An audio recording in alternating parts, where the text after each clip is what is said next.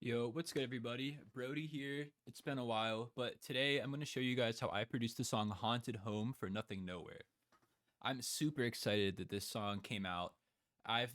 Over the past year, I've been kind of quiet with beat making because I've been focusing a lot on making rock music and like different processes of writing.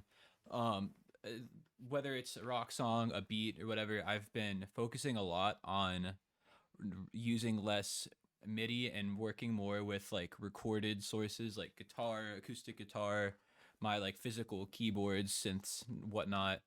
I just feel like there's not like there's a right or wrong way either direction, but for my brain and my process personally, I find that the tactileness of that process has been really helpful for me.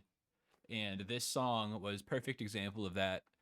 I think it's really cool that I was able to get a song on the new Nothing Nowhere album that I injected so much of myself into, if that makes sense. Like I feel like this is such a like Brody song. I'm excited to show you guys through it. Um so I guess we'll start in the box and get that out of the way and then move into all of the things in my room that I'm using for this song. To start, we used Easy Drummer for the drums,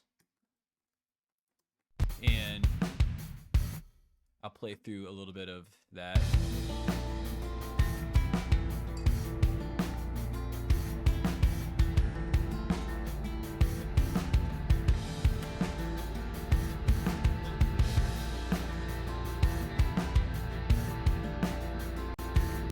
So the way I process my drums, I always I'll show you how I do it. I always make my drums a multi-output instrument. So if I go to Easy Drummer 3 and Tune Track, you can choose stereo or multi-output. And when you set it as multi-output, it lets you go within Easy Drummer and select each like microphone as its own mixer slot in Logic. So if you go to the mixer, we have like out 3, 4, 5, 6, 7, 8, etc. And then it lets me route it so I can with my own process like mix each of these. I get a lot more freedom. I can change the volume, but I can also add new things to it. Like for example, I on my kick and on my snare, I'm using Slate Trigger 2 and blending a little bit of another sample with it just to kind of give it a little, I don't know, it gives you more chance to kind of flesh out the tone that you want. I love using trigger. And see, it's just like 30%, but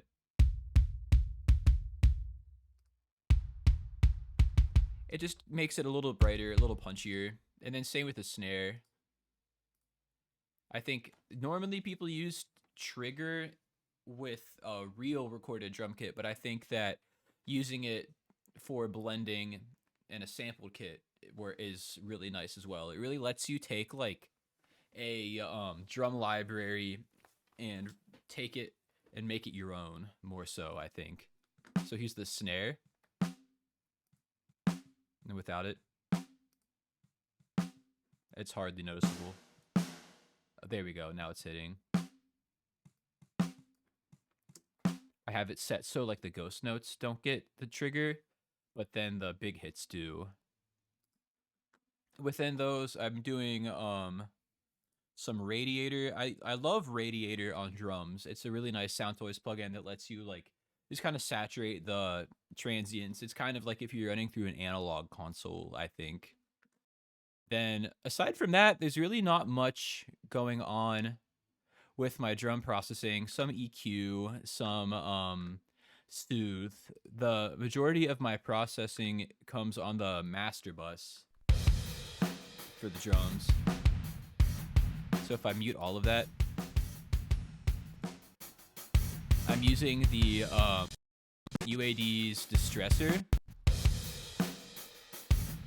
and blending it, kind of doing like a parallel compression thing. I like to do parallel compression on my drums because it brings out a lot of energy, but lets me keep the original punchiness there. So I got that, some EQs, a little bit of also blending of distortion with decapitator, and then more EQ. I think I'm just shaping. I think I have like a, yep, I'm processing the sides only, and then stereo, just shaping at the end of the mix there. Yeah, I love, I'm using, I kind of glossed through it, but I'm using Easy Drummer for this, Easy Drummer 3, and the pop punk kit specifically is really nice for this style. I kind of go through with this style of beat, I'll go through different kits. I think that the pop punk is a good base for like a more energetic, like modern sounding mix, but there's Into the Dark is a really nice post punk one that I'll use. And then post rock is a cool one for like more like post rock or shoegaziness. And you can like blend the kits together. So like a lot of times in my songs, I will take like the base of it as pop punk because I like how that room sound had like the kick from the Into the Dark kit, and then snare from the death metal. If I want like a tight, snappy snare, it gives me a lot of room to really shape that sound and not just sound like I'm using like the same drum samples that everyone is. I think it's really cool. So we got that. And then I guess I'll just, now that we've covered the drums, I guess I'll just kind of go down the order here and show you each of the tracks. So before that, I want to show you the process on how I recorded all of these, because all of the guitar and the bass in this song I recorded in my room through my pedal board and my amp mic'd up. And this one's a little bit older. I made it back in September, but this was one of the first songs that I did fully recorded in my room. And yeah, I'll just show you the setup that I have going on here. Let me switch to my phone camera. Cool. So I have in my room here my pedal board. I have my amp. It's the Roland Jazz Chorus JC55. I have two Sennheiser E906 microphones that I'm using to mic it up. I have two on it specifically because the this amp has two speakers, and the way that the Jazz Chorus uses its chorus sound is with a actual chorus. So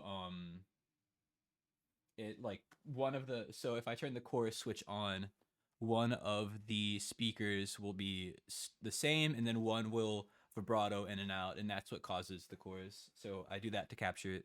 But anyways, I have my pedal board, I have it going into my amp, and then I have my guitars here, as well as my classical over here, which I kind of use them all in this song, really. I have my Fender Strat as my main tone here. This is my main guitar that I use. I love it to death. I used on the hooks my Bass 6, which is a 30-inch scale. Technically, it's like in between a bass guitar and a baritone. It's is 6 strings, and it's an octave down from a regular guitar. So I can use it for some like heavy metal, low tuned, like drop tuning, or I can also use it as bass. In this song, I used it as the bass guitar and as a like heavier guitar, like electric guitar layer. Then I have my acoustic back here that I use in this song as well. And the way I have everything set up, I have my pedals here, the signal chain, it kind of goes all over the place, but it starts here underneath this Altoids can. I have a DI box, and that DI box is what sends the pedal board to my, to both, this goes straight out to my interface if I want to record direct, and then this goes into my amp usually. And that's how I can record through either an amp sim with my pedal board or just through my amp. And yeah, so I did that, and a lot of this, the tones here are just like different combination of these pedals. I have like noise suppressor, tuner, volume pedal, compressor, different gain staging. So I have like overdrive here, distortion, heavier distortion, a fuzz. This Fender Dream, I didn't use it on this song, but it's really nice for like emulating like a tube amp if I really want to get that tube breakup sound. Also, if I'm ever touring, playing shows, it helps me just be able to do an ampless rig. I just bring this pedal board and I can use that as the amp front of house. Then we have a reverb at the end. This reverb gets a lot of use in this song. It's the Boss RV500, and it has a really cool feature where I can press the far right switch on it and it makes the reverb tail go infinitely. And I use that to create a lot of cool pads and textures throughout the song. And I'll kind of go back to the regular camera here and show you how that's going. All right, we're back in the regular camera here. So, okay. So I was talking about the ambience there with that reverb. Um I'll go straight to there because I think that was like the starting point for this song. A lot of times if I'm not sure what direction to go, I'll create like a world for the song to fit in and add some like ambience, some textures, whatnot. And that's what I did with this. I think I just played like a harmonic on the 12th fret of my guitar and let it loop with this. And it sounded like this. If you see, there's no processing except a little bit of EQ and then some side chaining. And I think let's see here. I have it automated coming up here. But yeah.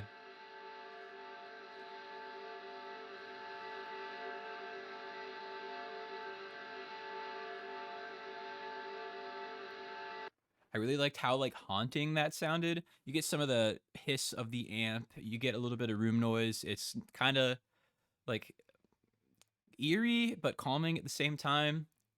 And I thought that was really nice. I took that, I recorded it twice and then had it panned far left and far right. That way I could get a very stereo image. I took a second version and then I ran halftime through it to give it like an octave down effect. And that's the one that you'll recognize most with the song. I also like that the halftime is doing that retriggering. It makes it somewhat rhythmic. And then these together make a really nice layer. So we have these. We add the drums back. And that makes a really cool mood. Then we go to bass guitar.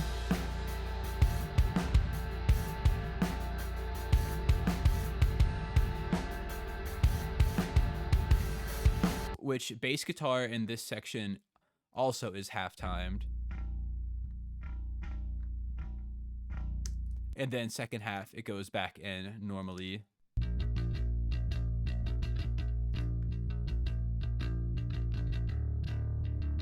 This one's kind of a cleaner bass tone. I think I ran it through my pedal board with just the overdrive. And then I did some EQ to kind of boost the bass, cut out some mids, some multiband distortion, or compression that is, to catch any bass thumps and then also any like high-end scratchy bits that cut through. Kind of see it. Then I have Decapitator for the distortion. Just kind of thickens it up. And then I'm using a LA2A as compression. And then, let's see here. So yeah, that's the bass tone. The bass is, honestly, it's a pretty clean, straightforward tone for this one. But the song itself, it's interesting. It like has energy of like a post-hardcore, like metalcore leaning song, but instrumentally is a lot more like soft rock 2000s. I don't know. It's a weird fusion of those. So when I was choosing my tones, I was trying to make them feel a little bit lighter than I would naturally would for a style like this. Make it a little more soft, a little more intimate. So yeah, the next part that's happening in this section is the nylon guitar, which I love nylon guitar. I use it in so many of my songs, and it's just the nicest sounding. It's the one that I showed you here. It's this classical that is, I think I paid $150 for it. It's like the Cordoba C3M. I believe it's a student's guitar. Very affordable. And it sounds great. I think eventually I'll get a nicer classical guitar, but a lot of times, like, The more expensive ones are that way because they're meant to project more on stage and resonate differently. And I think that when I'm recording that just like a few inches away from this microphone, it sounds so good on its own. So yeah, that's the way that I record it. I take this mic, it's the blue baby bottle. It's the same one I use for my vocals. And I'll just like move it down to the side and then just play my guitar here and mic it kind of. I'll judge it by the recording, but I usually mic it around the 12th fret, maybe like a foot or so away. And yeah, I have very subtle, this looks like a lot, but I'm not really doing too much to the mixing on it. I have some EQ to cut out the lows. I have SSL comp. I have a de-esser. I like to use the de-esser similar to the multiband compressor I use on the bass to catch any like big sharp high end points. Just kind of smooth it a bit. Then I have the CLA 3A. I love the LA 3A. Honestly, I'm kind of cranking it more than I normally would in this song.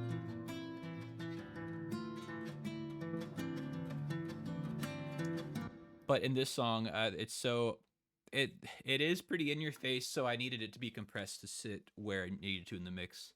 Then I have like just a light mix on some reverb just to kind of put it in a space. So without it.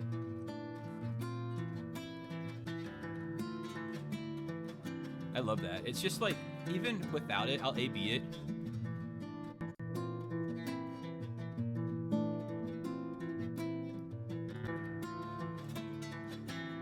So like even with this long chain here, I'm really not doing a whole lot to it. It just sounds so good on its own. That's kind of what I like about acoustic instruments. Like if you look at my mixing, there are like a lot of, I don't know, like I do some bus processing, but on the instruments themselves, there's not much that has to be done because it already sounds the way it needs to. And it's recorded well, it just fits. And yeah, I don't know, I love nylon guitar. I love the emotion that it brings. It feels a whole lot more intimate and like close than a steel string acoustic would. But that being said, I do use my steel string acoustic in this song as well. I think when we're doing like a 2000s rock style song, the choruses always had a strummed acoustic layered with the electric guitar, and I think that the string sound, like the percussive like kind of sound, like just adds a whole lot. It's almost like a shaker would fit in a mix. It adds a whole lot of energy and momentum.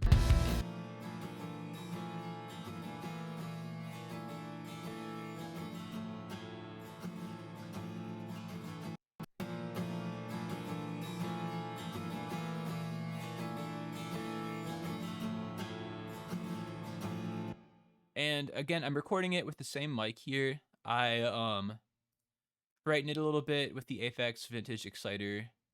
Fun fact that the hardware unit of this is where Aphex Twin got half of their name. But I have that. I have the pretty much same chain for the nylon.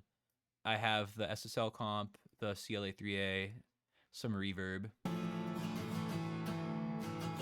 It sounds kind of weird and processed on its own, but that's intentional because in this mix specifically, wanted it to be thinner and more, like it had a purpose to fulfill. If it was an acoustic song, I'd let it breathe and feel a whole lot more natural. But really, in this mix, I just want the top end of this to shine through. So I cut out a lot.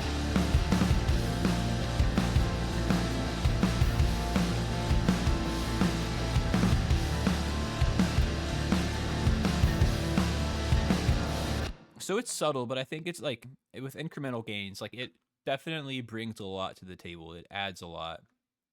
So yeah, with that, we've talked about the bass, the acoustic instruments, and the ambience.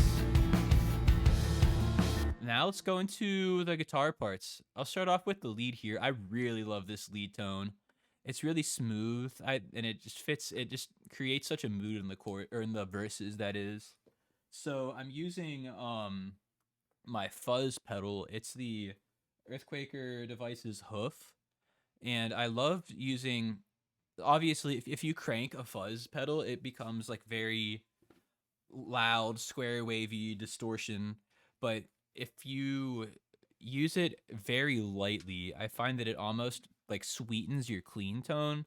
It's a whole lot more dynamic than a distortion would be, and that's what I did with this sound. I used the fuzz, and before the fuzz, I have a pitch shifter pedal, the Boss PS6, that does an octave up whenever I press it, and I really like that octave up because the tracking isn't great. So sometimes if I play like a chord or something, or like anything that's polyphonic, it will start to glitch out a little bit and sound unnatural, and I like that a lot. I do similar with like Little Altar Boy. Like if you crank Little Altar Boy on something that isn't a vocal, sometimes it reacts really weirdly. I feel like this pedal does the same. And I'll show you. So I have the pitch shifter into a reverb before my fuzz, just to give it some more sustain and make it kind of more pad like. And it sounds like this.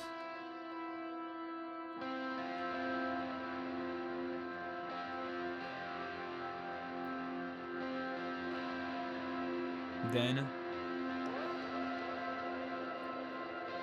you can actually hear the click when I step on the pedal, because it's right next to the amp. And there's the click again. I love that. And then I do some EQing, some soothe, and then I have a Echo Boy and reverb, just to kind of give some more motion and like size to it.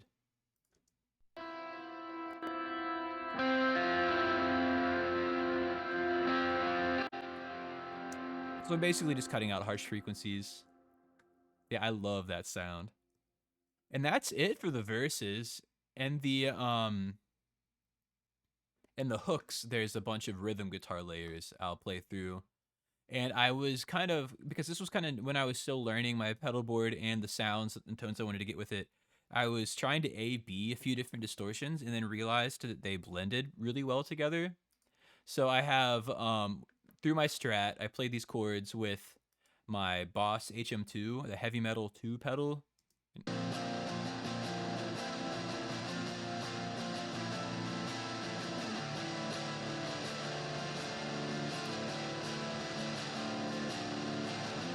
And I love that pedal. It sounds so good. It's very like borderline fuzz pedal. It's very like shoegazy of a tone, where it's got the bright fizzy high end.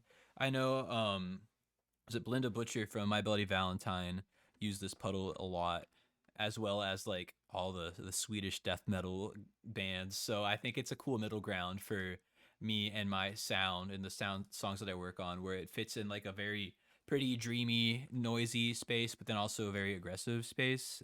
So I use that pedal all the time. I layered it with the Proco Rat.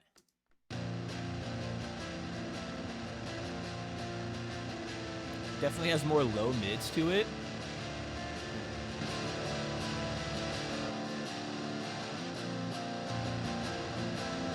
So the HM2, I think, is some of like the brightness and energy, but then this is like the meat of it.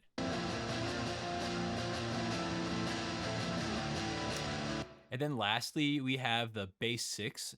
I did a layer. I think this one, it takes a little more distortion to get sounding like distorted. So I think I ran it through both at the same time, and some chorus.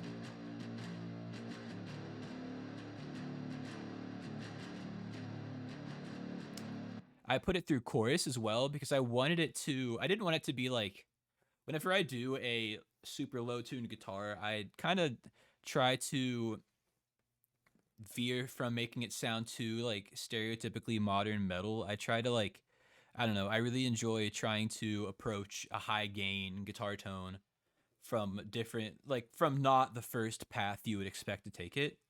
So I added chorus to this tone because I thought that the chorus takes it from sounding like a low tuned like a metal guitar, and then makes it sound like almost like if The Cure was an angrier band, you know what I mean? Like kind of like the crossroads between like The Cure and My Bloody Valentine, something like that. I really enjoy trying to, I don't know, fit all the influences in there somehow. And then together you get this. Take out the bass 6, put it back in.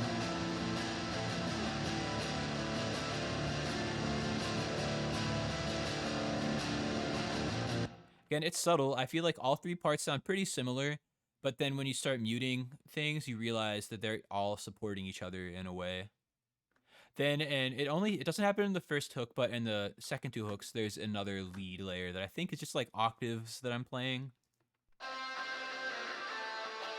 with a phaser too. Yeah, I use my phase 90. Yeah, so this one I got pretty effect heavy. I used the phase 90, and then I used the pitch shifter pedal to kind of do some like glide up parts.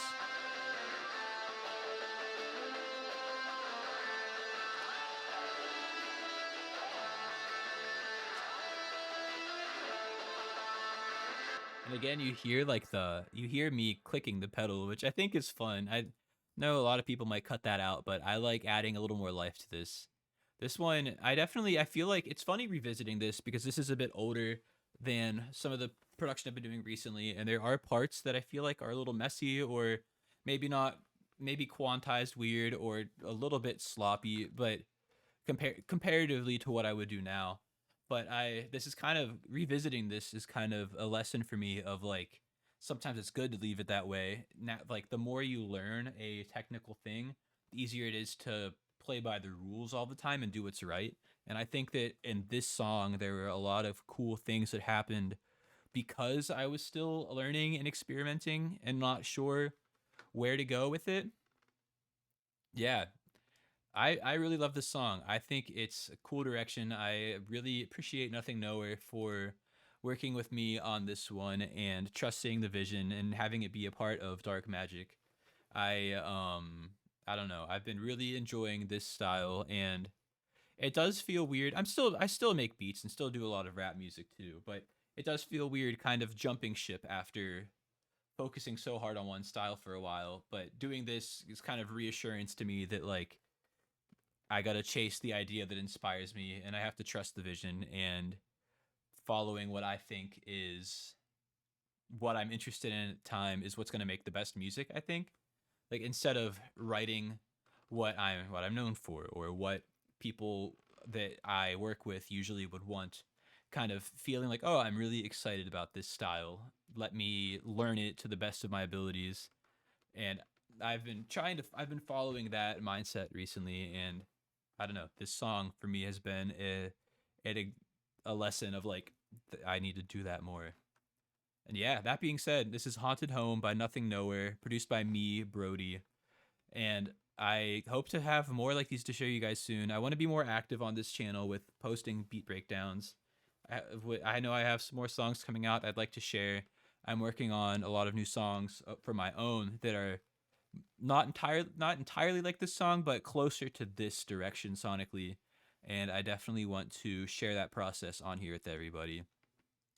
And yeah, I feel like I went through this pretty thoroughly. It's almost what a half hour of me talking about this song. But I covered the drum programming, how I do that. I covered how I'm using my pedal board and my amp, all the different effects that I'm doing, some of my like mixing chains here, if I went over anything too quickly or like you have specific questions with like how I'm routing my pedal board with my interface or how you should route your setup if you're trying to get into this game of like recording real things too, please let me know. I'd love to answer some like more tailored questions if anyone has them. But yeah, I think that's about it. Appreciate you all. Thank you for watching this far if you have. I It really does mean a lot. Yeah, thanks again. Peace out.